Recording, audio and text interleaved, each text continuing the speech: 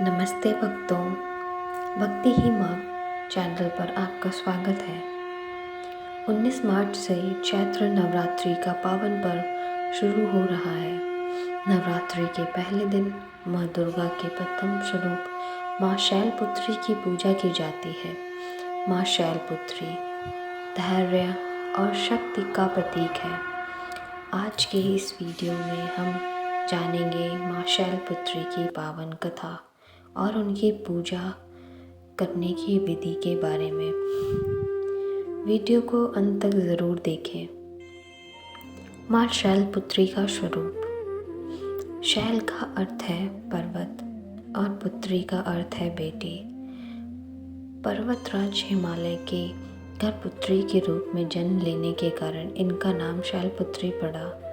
माँ शैलपुत्री वृषभ यानी बैल पर सवार रहती हैं, इसलिए इन्हें वृषारूढ़ा भी कहा जाता है। इनके दाहिने हाथ में त्रिशूल और बाएं हाथ में कमल का फूल विभूषित है। ऐसे इनकी कलाकृति बहुत सुंदर स्वरूप देती है और ये बहुत सुंदर लगते हैं। अब हम इसकी पौराणिक कथा के बारे में जानेंगे। माँ शैलपुत्री की कथा बहुत ही प्रेरणादायक है।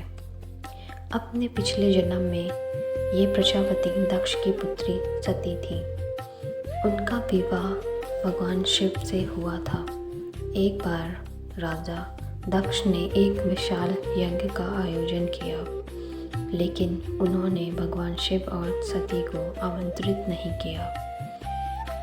और सती को जब यह मालूम पड़ा कि उनके पिता के घर पर यज्ञ हो रहा है, तो उन्होंने वहाँ जाने की जिद की। शिव जी ने उनको बहुत समझाया कि बिना बुलाए जाना उचित नहीं होता है, पर सती नहीं मानी।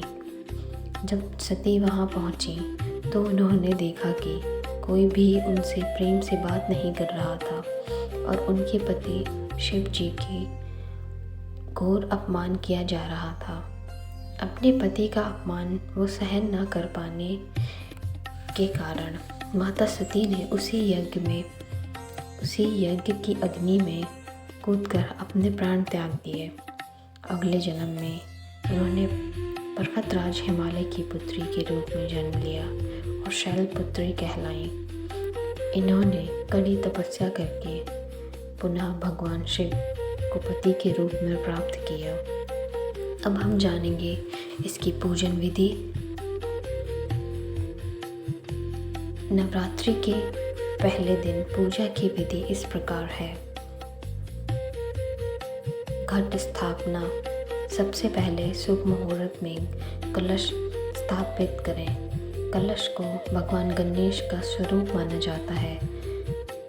संकल्प। हाथ में जल लेकर नवरात्रि के व्रत का संकल्प लें। माँ का ध्यान। माँ शैलपुत्री की प्रतिमा या चित्र को लाल कपड़े से स्थापित करें। अर्पण। माँ को सफ़ेद फूल चढ़ाएं क्योंकि उन्हें सफ़ेद रंग अत्यंत प्रिय है। इन्हें धूप, दीप और नैवेद्य अर्पित करें। भोग। माँ शैलपुत्री को घी भोग लगाना सबसे शुभ माना जाता है।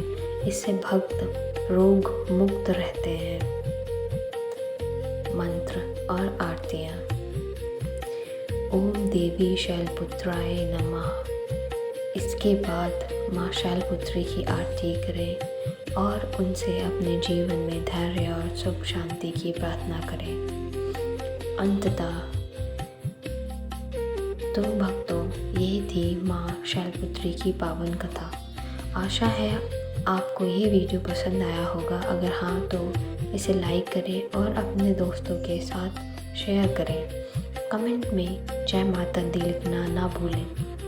अगले वीडियो में हम माँ ब्रह्मचारिणी की कथा सुनेंगे। चैनल को सब्सक्राइब ज़रूर करें। जय माता दी।